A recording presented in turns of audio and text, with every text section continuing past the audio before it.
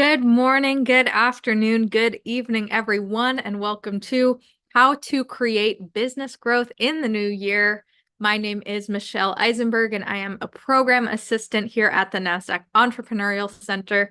And for those of you who may not know, the Nasdaq Center is a nonprofit building a better path for entrepreneurs worldwide by improving inclusion, access, and knowledge in entrepreneurship.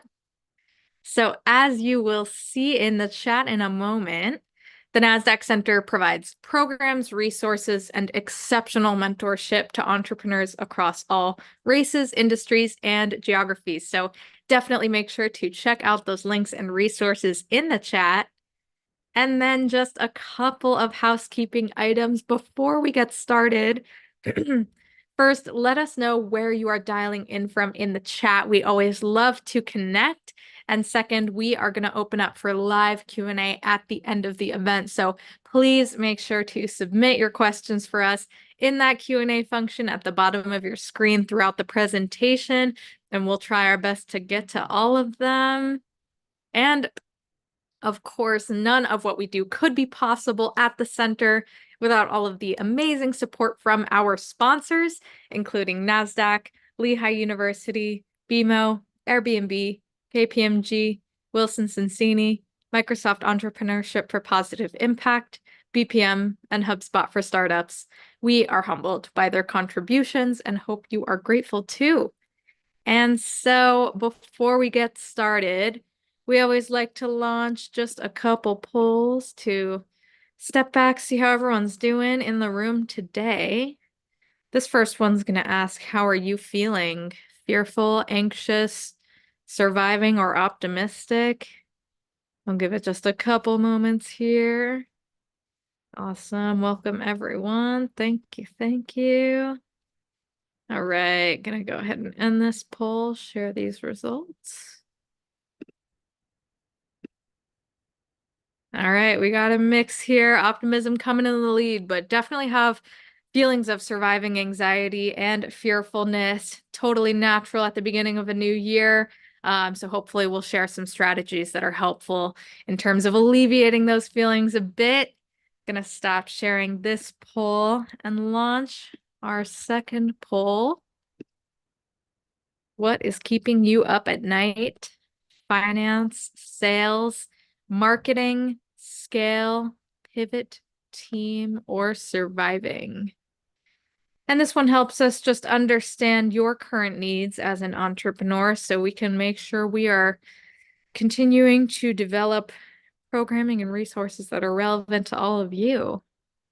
Awesome. We got folks from Buenos Aires, Atlanta, New York, Louisiana, New Jersey, North Carolina, Texas, Florida, the United Kingdom, Grand Cayman, Minnesota. Welcome, welcome, Chicago, Maryland, Virginia. Awesome to have you all here. San Diego, great. Awesome. All right, I'm going to end this poll, share these results.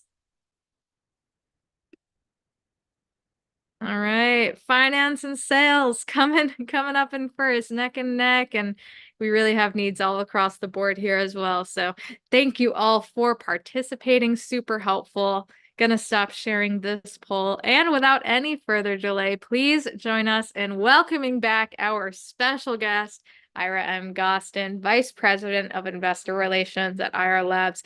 Ira, it is such a pleasure to have you back on the stage with us. Super excited for today, and I'm going to hand it right over to you. Thank you. I am thrilled to be here. Those of you that might have attended one of my other workshops with the center, I have a little pivot. So one of the things about being an entrepreneur is opportunities come up, and sometimes they're just awesome. So I have actually taken a job and have closed down my own agency and gone to work for a global agency headquartered in Vancouver, Canada. So if I speak with a Canadian accent today, it's because I'm working with Canadians all day now. But I'm having a blast. I'm still working with companies, helping them tell their story, and just loving what I do. So I'm gonna launch this and I always see if I can do this right. Um, and what we're going to do is we're going to get going. I've got a short presentation, and Michelle, you're seeing the presentation okay? I just want to make sure. Yep, looks good. Okay, perfect. So it's not a big, long presentation. I saw some of the questions that some of you asked when you registered, and I really want to make this a little more interactive than just me doing a slide deck. So I'll kind of go through this, and it's a little bit geared towards sort of a product-based company. But if you have a service company, all of these principles absolutely carry over, and I'm happy to clarify in the Q&A. So we'll get going. If you don't know me, I live in Reno, Nevada. I have been here for a really long time, and love living in the Sierra Nevada. Originally from the East Coast. I'm a New Yorker, and but I grew up in the San Francisco Bay Area, so I'm bi-coastal, I guess. But I'm an investor relations strategist. I've been working in marketing and PR and communications my whole career. I've taught. I'm an entrepreneur. Comes and goes. So I invest in companies. I've started companies. I've sold companies, and my career started out as a photojournalist for the Associated Press. So I've been a storyteller in one form or another just about my entire life. Uh, so we'll dive in. So one of the things that we want to talk about is when you get ready, and I really like any business that I'm involved in, come the end of the year or the start of the year, so even around this time, you've got two things to do. You've got taxes, and you got to get that done, and you need to refresh your business. You need to take a long, hard look at your business and go through some things. So the first thing you want to do is look at your messaging. How is your story coming across? What is uh, is your message on point? Are you hitting the right place? Are you saying the right thing? Have your products or services changed? So you really want to review that. And we in this digital era, we have our little snippets of about our business. They're all over the place. They're on Facebook, they're on LinkedIn, they're on Instagram, they're on TikTok. Make sure they're all saying the same thing, and make sure they're all saying the right thing. So conducting a message review internally is super, super important. The next thing is to look at your audience. It's possible that as you tweak your business and your business grows, your audience changes. So, in marketing, we call that your target audience or your market. And if you've got a coffee shop and somehow or another you've morphed into blender coffee drinks, but you're still marketing to black coffee drinkers, right? Your audience and your message aren't lined up. So really look back. If you've got a team, if you're a retail establishment, talk to your people, understand who's coming into your store, do surveys when you can. And it can be just as much as the owner or the CEO, just watching who comes into your store, making some assumptions, but getting an idea. If your business, caters to baby boomers, but you're doing all this TikTok advertising, you're not lined up, right? Baby boomers are not, they might be on TikTok once in a while, but they're certainly not interacting with it the way that a Gen Z or a millennial would. So those things have to be lined up and really, uh, connected. Get all of your marketing tools. And I mean, business cards, brochures, if you're doing online advertising, having come out of a visual world, I'm still very visual. When I do these reviews like this, I print everything out. I print my tagline. I print my business card. I tape them up on a wall, and I just might sit and stare at it for a little bit. Um, but you want to look at your tools. Are you doing an email, and is it targeting correctly? I see businesses every day. I get stuff every day from businesses that have totally missed the mark, and they're always the people that you'll hear, oh, direct mail doesn't work. I did a postcard and it was horrible. Well, if the medium didn't line up to the target audience, maybe it didn't work. Maybe the tool's not bad. Maybe the messaging or the strategy was bad.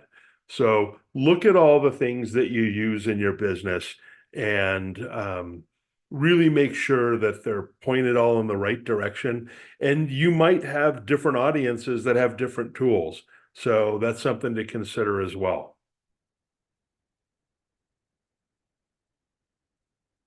If you sell a product or you have a service, have you grown them? Has your products grown? Okay, I'll go back to that coffee shop. Um, when I was in grad school, I worked at Starbucks. I needed a job with benefits while I was going to grad school, and it was great. Had a great side effect because Starbucks has this amazing management program, and so I had plenty of things to write about in my MBA program. Um, but I was there when they started offering lunch.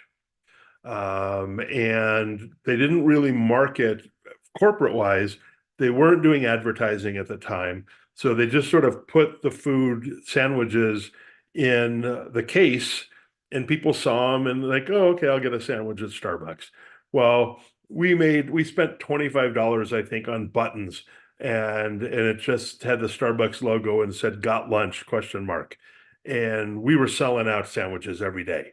So it's look at your product or your service or what your business offers, and is there something you can do to help you grow that, to help you share that? Um, I've worked with a specialty grocer, and once I got the team understanding that upselling isn't a nasty word, that if somebody comes in and buys something and they forgot this sauce packet or this spice packet or this other thing to go with it, it's not being a horrible hardcore salesperson. You're just helping them take what they've bought and make it a better thing for their family. Well, when you do that, it affects the numbers, and we'll talk a little bit about that towards the end. How are you tracking your sales? Um, so at Starbucks, we did, and I don't know if they still do it this way, but in our store we did. You had a couple different metrics, and KPIs are important, but there's never just one. You want multiple because you want to be able to look and compare and look at gaps. I get asked all the time, like, what was the most important thing you learned in grad school? Uh, Gap analysis was one of them. Taking point one, taking point two, and why is there a gap between them? What's happening in that gap? So, one thing would be if you get 500 inbound calls a week, but you're only closing 50 sales, you do a gap analysis. You want to understand why aren't those other 450 people buying? And it's a great research piece because it can really help you with your business. So the tracking, are you looking at receipts? Are you looking at bodies coming in the door, feet in the door? Are you looking at per transaction sales? Are you looking at gross sales? So when I was at Starbucks, we didn't even look at the gross sales. That wasn't important. What we looked at was the value of each transaction. So when we opened the store, and I don't remember the exact numbers, but I think the average transaction was $3.50. And through marketing and through listening to our customers, We grew that to about $5.50 a sale. Well, guess what? When you do that, of course, the bottom line grows, the top line grows, the business grows. But it's much easier to get a barista thinking about a $3 or $5 sale versus, gross revenue for a whole store. So looking at those numbers, working with your accountant, building a simple little spreadsheet, track the numbers, track the people coming into the store. All those things are really handy to keep an eye on. And then a little bit deeper dive into your audience. And I hope some of you ask some questions about this because this is a little hard to be generic about. So I want to kind of help you see through this. But there's an incredible amount of information when you just ask somebody a question. Where do you get your news? Hey, thanks for coming into our restaurant. How did you hear about us? Yes, we get busy. Yes, we're running around crazy sometimes, but asking a customer how they found you is a great piece of information that you can help grow your business with. So again, talking about those KPIs, which metrics are you using? Really looking at them and making a decision of, tomorrow I'm going to start tracking this. This is an easier or a better or a little more accurate way of looking at how my business is doing.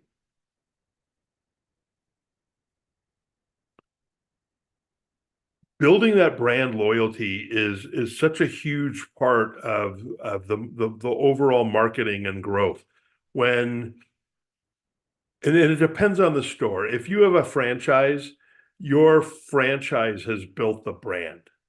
But at your own store, the customer service will be the secondary piece of the brand, and people will come back.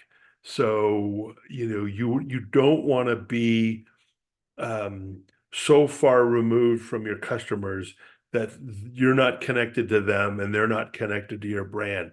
If you have a internet business, you want them to come back to you first. And the way that you do that is through that connection, and customer service is the gatekeeper of that connection.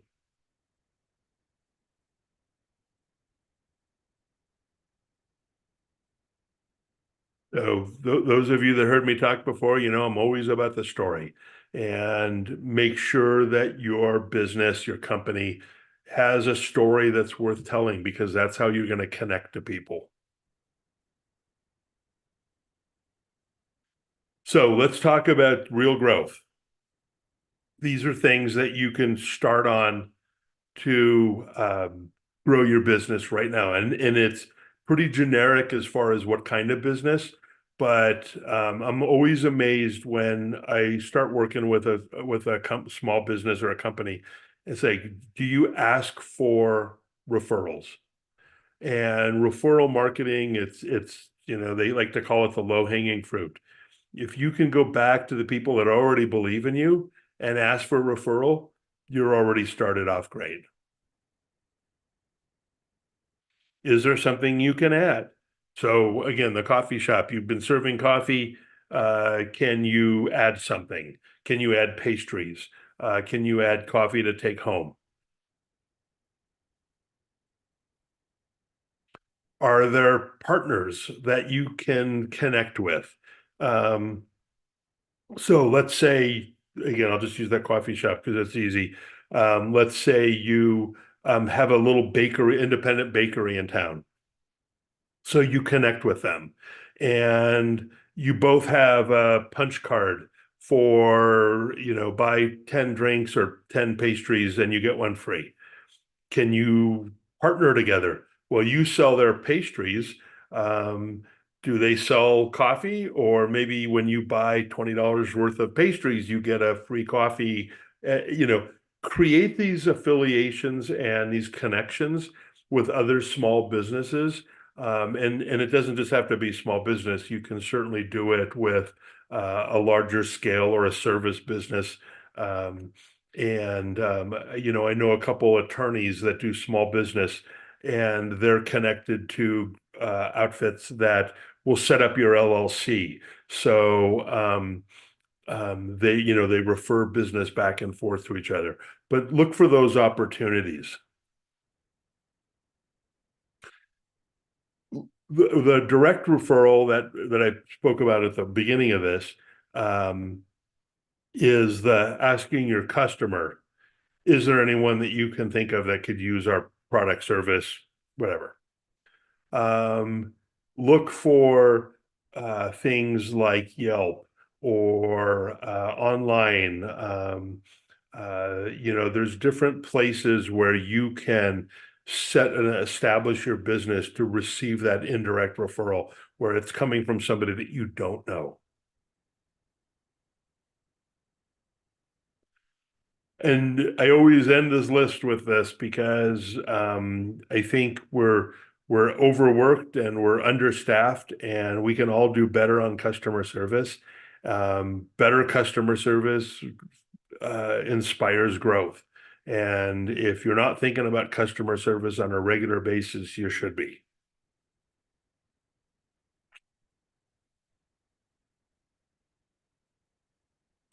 So to make this whole kind of program work for you, you got to make the time. You've got to just figure out a way, whether it's Sunday at 4:30 in the morning and the coffee pot's on and you've got 3 hours before the family wakes up, or you take an afternoon and you leave your business and you go to a work share place and rent a room, whatever it is, make the time, spend a few hours on this, go through this, and really look at how to uh, kind of deep dive into your business and look for those opportunities for growth.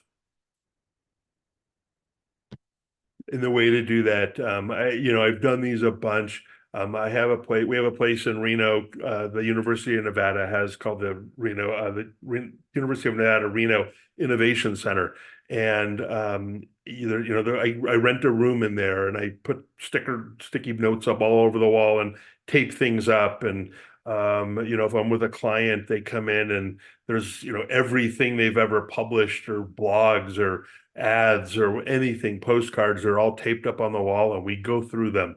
So, but again, you've got to dedicate that time. Really, really understand your audience, especially now in the digital world. I get these questions a lot. Like, do you think my business should be on Facebook? Who's your audience? I don't know. Or who's your audience? 18 to 25-year-olds. Okay, well, the answer is no. That is not who Facebook caters to. You should be on Instagram or TikTok. Like, it's a simple, simple thing. But if you don't go through that process, you're going to be talking to the wrong audience. I can't see your hand, so I can't ask you to raise your hand. But even if I can't see you, raise your hand. If you don't know what your value proposition is, this is the first thing you need to work on. And it's the so what factor. Hey, I've got this new business, I've got these light bulbs, so what? Why are you any different? Oh, well, my light bulbs last 60 years, guaranteed. Ah, now there's something interesting there. You have to understand your value proposition and where you fit into the market, because if you don't, you're never going to be able to communicate your value or tell that story that brings in customers. And everybody gets no's. I've had months where every proposal I've sent out came back with a no. I push them back. I do it not in a sense to try and change their mind, but I want to really understand why they said no. They didn't like me. Okay, nothing I can do about that. They don't like the Yankees, and they know I'm a Yankees fan. Okay, again, I'm not going to change that.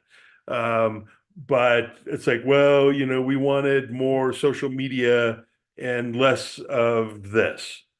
Okay, can we do that? Can we change that? Do we need to change the way our business offerings go? Possibly, if that's the direction that we want to go. But push hard on the no's. And a lot of times you'll wind up seeing that a no turns into a maybe. And then if that happens, then the odds of it going from a maybe to a yes are pretty good. And I throw this on there because I am amazed at how many people do not ask for business.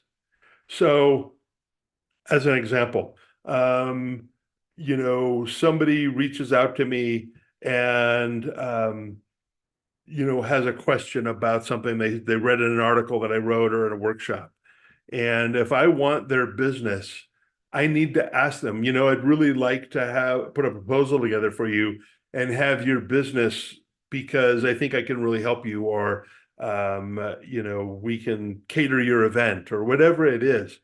You have to ask. And a lot of times, I've seen it. My wife just got a new car, and the guy never said, "Would you like to buy this car?"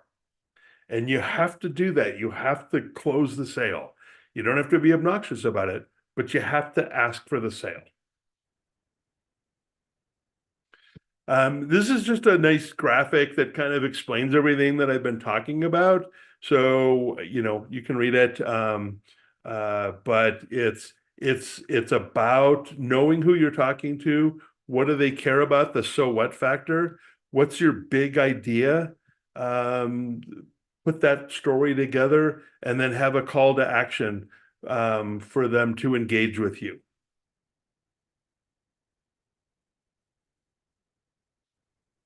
This is my new motto. I don't know where I found this, but um, I much like better being a surfboard than an ironing board. And with that, you can find me on LinkedIn if you would like, and we can jump into questions.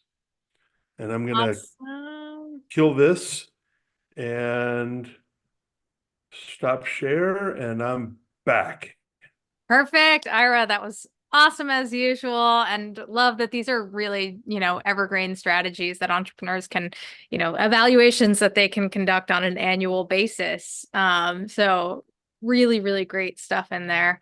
And so if you are in the audience and you have a question for Ira, please drop it in that Q&A box at the bottom. We'll try to get to as many as possible.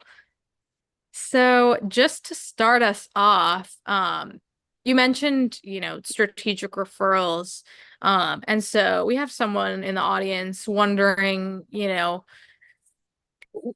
how does that kind of look in terms of like outreach, like the actual communication, for reaching out to those strategic referrals, doing the outreach, and also the follow through. What can that kind of look like for a B2B business versus a B2C? Does it differ? Are there certain nuanced key considerations there? So I'll before we dive into that. If you're going to ask a question like that, tell us what your business is Yeah. and be specific. So if that person that asked that question can send another message, what is your business? And why don't we go to another question and then we'll circle back to that, because I Love want it. to answer it, but I want to be really specific so you can have a takeaway, not just some gobbledygook that comes out of my head that then you have to figure out what I meant. So we'll do that. Yeah, absolutely. Um, So we have someone here asking about home health care. Competition is high. Um, you know, any suggestions for kind of, just how to stand out among the competition? Yeah. So my wife is a hospital RN, and so thank you for what you do, because home health care is grueling but much needed in our society. So a couple things. Uh, you have, it's going to be a long haul. It's not going to happen fast. It's not like opening a taco truck. You don't just slap a sign that says, good tacos and cars come to you. It's slow. And um, usually and I'm generalizing here, but usually you're contacted by a family member that brings you in to care for someone. And go back and get referrals. Ask them for, ask the patient for like, is there anybody that you're friends with, that you go to the senior center that, maybe we should talk to? But ask that family member for a testimonial. Testimonials are a great way to market because, especially in something like healthcare, it's, you certainly don't want to put one of those, sleazy attorney ads up on TV. So it's you have to be softer and a little bit more gentle and a little more respectful. But I hired XYZ Home Healthcare and they took care of my Aunt Martha, and the quality of care was absolutely amazing, and I highly recommend them. Boom, that is going to be some great marketing for you. Love it. Awesome. All right. So we have somebody else here. Bit of a vague question, but asking about, they sell skincare products. What are, just some tips, I guess, for building engagement or community around, that kind of industry? Um, one of the things you can do is take a page out of some old school um, affiliate marketing. So, Tupperware, having a Tupperware party. What about having a skincare get together? Finding someone to host it. They get some freebie. Um, and they pull together half a dozen of their friends that want to look younger or have softer skin. If you happen to be in Nevada, you'd probably have busloads of people because it's really dry here. And we go through hand lotion here like it's 55-gallon drum size. But come up with a group, build a community of people that care about the products that you're selling. And they might not all buy the products. You're going to be doing some education. You go to Walmart and there's a whole aisle of skincare products. So you're going to have to differentiate. And when I say that, I don't mean bashing other companies. You talk about your value proposition. What is better about what you do? Do you deliver? Do you fulfill orders overnight? Like whatever it is that you do that's better than the next person, that's your value proposition. And when you can get people, um, a one to many, so you go to a group and you do some education and some sampling, and then a couple of those people go, I want to host a group. So now all of a sudden that starts to grow, and that's the good piece of multi-level marketing. There's some ugly side to it, but we're not going to go into that. But this is just all people that have an interest in what you do and have. Mhm. I love that. And like you're talking about strategic referrals, but I feel like, if you were kind of thinking about it on a larger scale, you could be talking about like forming a strategic partnership with another organization, bringing together your two communities, in alignment, with skincare and, maybe a health and wellness organization, something like that. So I think that's really interesting in terms of, strategically building community. That's awesome. Yeah, and it's the sky's the limit. I mean, like there are, I know, um, fitness centers that are specifically designed for women. That would be a good strategic alliance, right? Guys, our idea of skincare is whatever the cheapest stuff or, whatever they give away at, the hotel when we're traveling, that's good enough. But, I know my wife is very particular on any kind of creams and stuff that come in the house. So, where else does someone like that shop?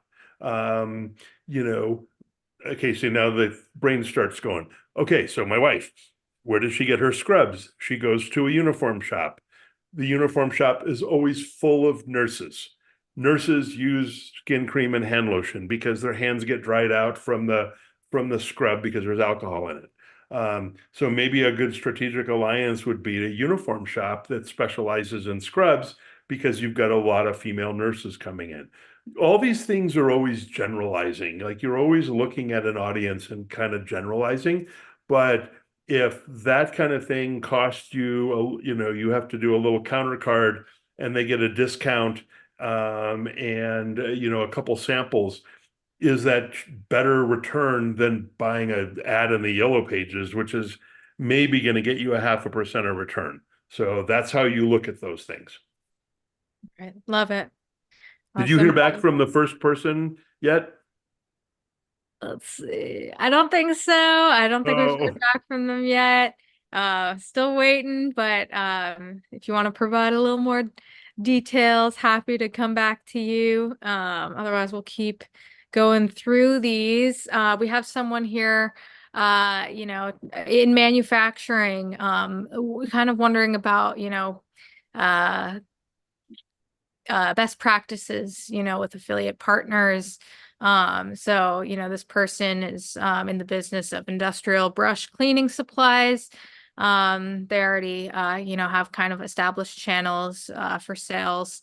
And they're kind of just looking for advice on how to expand. I think, what can scaling up look like for a manufacturing, product-based manufacturing business. yeah, it's you have to really step back from we tend to have blinders on. We look at our sales, oh, excuse me, our growth on where we get business from. You've got to step back and go, okay, who else uses this? What other industries use this? What parallel industries are there? Who do my competitors sell to? Competitive analysis is a part of business. I don't suggest going to your pet competitors' customers and dropping your prices because that's not sustainable growth and it's just bad karma and bad juju. So don't do that. But at the same time, if you've got XYZ thing in your product offering that nobody else has, and you've got a better value proposition again, or you drop ship that night, you deliver the next day, there's you have a 24-hour answering service so that if your customer runs out in the middle of the night, whatever it is, something that you offer that other people don't offer, definitely go to those businesses and kind of go, I'd like to talk to you about what we do differently than other people that you're using because we have a better product and a better company behind it. That's totally okay. That's the way that it goes. Yeah, love that. Awesome. And we have a really interesting question here that I want to get to. This is from Jennifer. I am a licensed psychologist with a group practice. One of our challenges is that we are bound by specific laws and ethics, can't ask for testimonials or referrals due to confidentiality and HIPAA. And so clients, in addition, are likely not bragging about their therapists, due to mental health stigma. So, what advice can you offer, in terms of marketing here? Um, So I'll brag. I went to therapy for a while after my divorce, and I was struggling because being an entrepreneur, you've got your head's full of stuff anyways, and then when you throw something horrific into it, it helps. So, and if you're in Reno and you need somebody, reach out to me. I'll connect you. But okay, so let's answer this question. The referral piece actually is there. It's just not with end users, so to speak, patients, right, or clients, depending on your practice. So where would one go? In Reno, we have a women's shelter, and it's for women with kids that have been the victim of some kind of violence in the home and needed help getting back on their feet. That's a place that you can get a referral from if you do that kind of work. If it's there's all kinds of nuances here, so I'm kind of generalizing, but look for places that people that have issues in their life might go and provide some help. Um, in Reno, we have something called Reno Startup Week. We did this last year, and it was just really cool. Find an event like that where you can do a talk about having a positive mental outlook can help you as an entrepreneur. Where can you go do a talk that you can highlight the pieces of your practice that are really unique to you, and you can talk about it in public.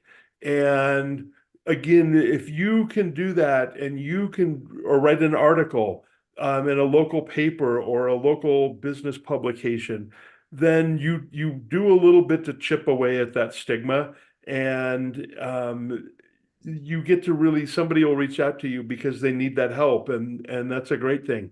Jennifer, if you want to chat about this more, I am happy to. Find me on LinkedIn, and I'm happy to set up a call with you. Awesome. Yeah, I think that's really great. And just, kind of you can still, referrals aren't completely off the table. It's just about kind of thinking about it from a different angle. So that's really, really an awesome perspective. We have another entrepreneur here. My name is Burton. I own a vibrant and emerging commercial janitorial service business based in New York, operating in 4 states.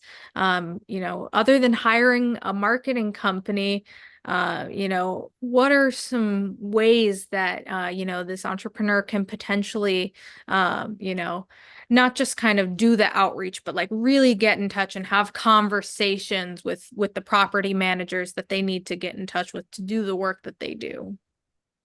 Yeah, so property managers are, definitely you want to get that value proposition to them. Little things that you can highlight. Let's say you have a really low turnover on your staff. In this day and age, a vendor or a subcontractor that has really low turnover, my people have all been with me a minimum of 7 years. Man, I don't even look at the price. I want that stability. That is a great thing. If you have a flexible pricing program where property management company might have 12 buildings in town. And in New York, all the numbers are bigger. I get that. But, let's say you've got 12 properties, and it's like, well, if anything above 6, you get this price break. So that's not undercutting the competition. It's providing value for your customer. If you specialize in green cleaning supplies, definitely that's a push. And again, this is a generational thing. Understand, who are you talking to? If at a property management company, there's a person that deals with hiring, like one specific person that hires cleaning crews. Understand, how old are they? Meet them in person. If they're a Gen Z, so that means they're around 25, 26, they really are going to care about the environment, and they're going to really care about the toxicity of your cleaning products. If the person's my age, they're probably, I'm generalizing here, folks, so don't send me nasty emails. They don't care about we don't care about the environment. We're old, we don't care. No, but I mean, it's the price is going to be that whole turnover thing is going to be important. So really know who you're talking to, and Look at, again, sometimes, and I mean, I make clients do this. I make them stand on a chair and I put their business card on the floor 10 feet away. And I'm like, look at your business from the chair, physically make yourself look at that big picture. So look at your business, Burton, and really understand what makes you special, what makes you unique. And is that how you're describing your business going forward of those value proposition items? Love it. Awesome. So we have another entrepreneur here, Indy. This person seems to do consulting work, helping businesses understand the way their audience thinks. They provide qualitative data that is empirical, but organizations don't necessarily think they need this knowledge. They're fine describing their audience solely by demographics. And I think this is going to go right back to the value proposition again and really just driving this home. But how do you kind of convince organizations of the value that that I offer? So this is where case studies come in. Mhm. So when I coach entrepreneurs on how to do a pitch, usually they get excited about their tech or the science. So they immediately dive into this stuff that no one understands. So what you want to be able to do is have a case study, and you could say, what if a spreadsheet could turn your bottom line around? Let me tell you about a company that I worked with last year. We analyzed da da da da, and we went through and we figured out some issues that they had with waste. And while we didn't help their top line grow, we helped their bottom line grow by 17.5% because we eliminated waste that they didn't know was there.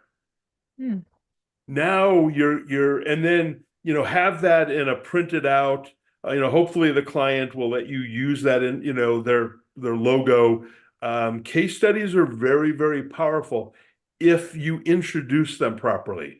Most of the time businesses have, a bunch of case studies on their website, and they go, well, go look at our case studies. You can see how much our clients love us. Well, you're not, you're just kind of throwing stuff out there. Everything in this day and age has to be specific, and we can't do it all. We can't be specific at every turn. But um, so go back to the chat. I'm going to ask a question. Go back to the chat. We'll just do this for a second. When I did my undergrad in the 1980s, I'm that old.